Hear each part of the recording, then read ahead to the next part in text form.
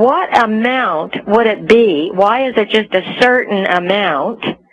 And even if the U.S. government don't own the Federal Reserve, if they're agents, then let me ask you this.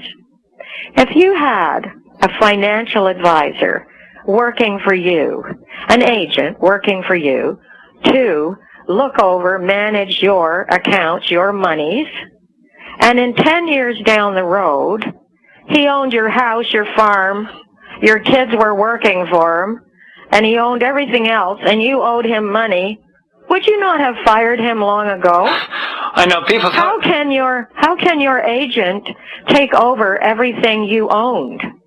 Your money manager. Right, I know what you mean. People don't look at that. They don't. But people won't look at it unless it's told to them in terms that the guy on the street can understand. Right. They give him all this jargon.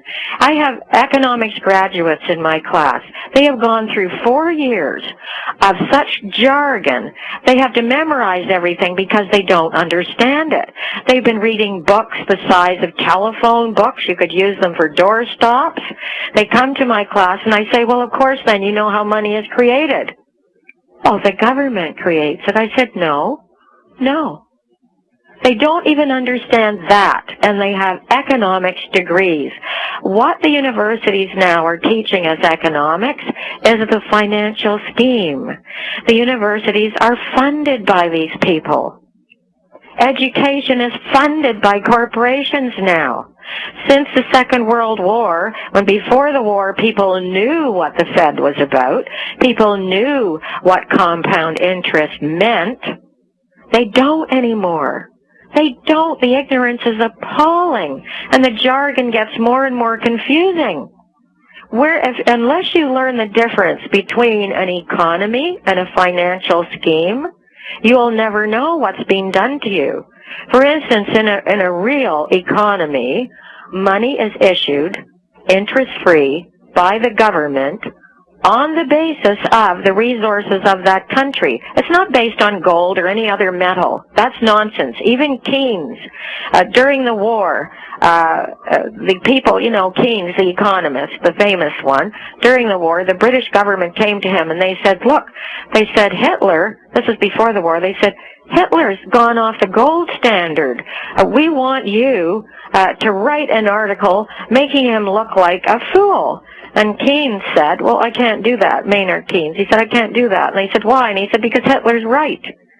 And the gold standard is not going to work because the same people hoard the gold. And they do the same with that. They let so much out, then they keep it, they hoard it, whatever.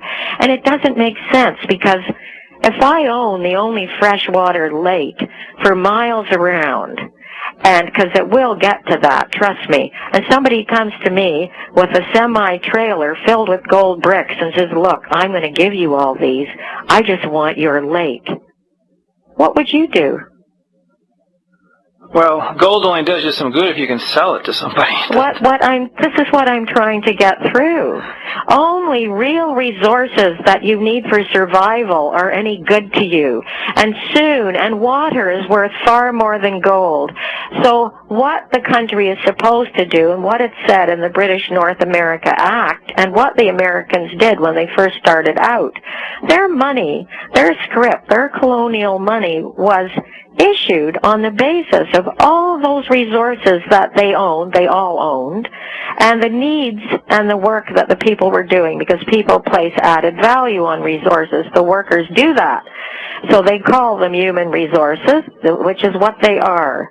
So if your dollar comes out based on your trees, your mines, your lakes, everything that's of value for survival, if your dollar is based on that, plus the intellect and the labor of your people, your dollar, you can never go bankrupt.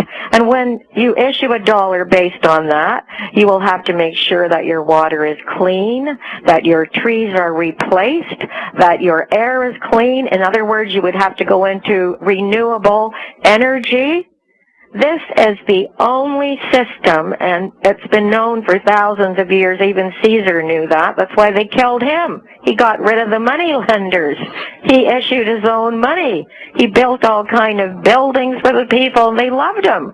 That's why he was killed.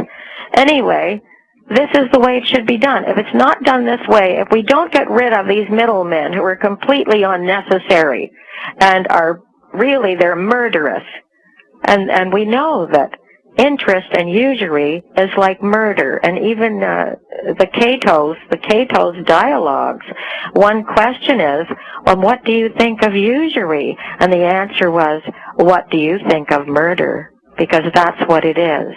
More people die from their countries being in debt than anything else. This is what the IMF does. It goes to countries. It says, look, we'll lend you this, and when they're suckers and they go for the loan, then they have to pay the loan off. So the IMF comes in, and the IMF comes out of the Fed. Yes, it's an arm of the Federal Reserve.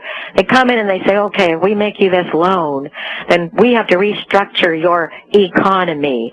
So you know what? Instead of growing your food and feeding your people, we want you to grow these other crops so that you can export them, and then with that money, you pay us the interest on this loan we're giving you. Now that's exactly what the IMF is doing all over the world. It's murder. And we know, Canadians, most of us now know, that our $600 billion debt is 95% compound interest. Yes, it is.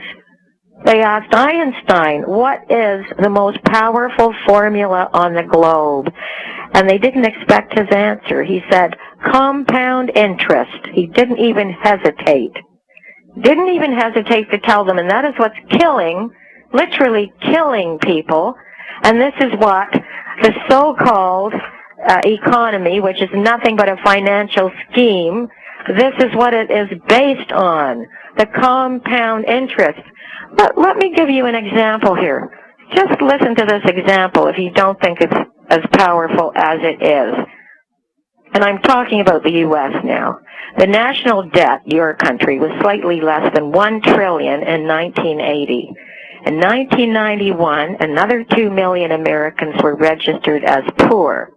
In 1992, the United States borrowed $4 trillion from various private banks, a criminal act. At the same time, the deficit, which is interest owing to the bankers, that's what it is, was $285 billion. In 1995, the debt was $5 trillion. In 2000, 31.6 million Americans were registered as poor, and in 2002 the number rose to 32.9 million poor. The debt is now astronomical, and no one ever asks the talking heads, to whom do we owe this debt? Tell me, I want to know. To whom do we owe this debt? To whom is all this interest going? Our taxes, our work. To whom? No one ever asks the question. Now, any economist knows the results of compound interest. As I said, Einstein said it was the most powerful formula. Now, this is why he said that. A 1% loan doubles in 70 years. A 3% loan with accumulated interest doubles in 24 years. A 6% loan doubles in 12 years, and at 12% the amount is doubled in 6 years. If anyone had lent 1 cent in AD 1 and charged a 4% interest, in 1750 he could have bought gold weighing as much as the whole earth. Yeah. Well, what okay?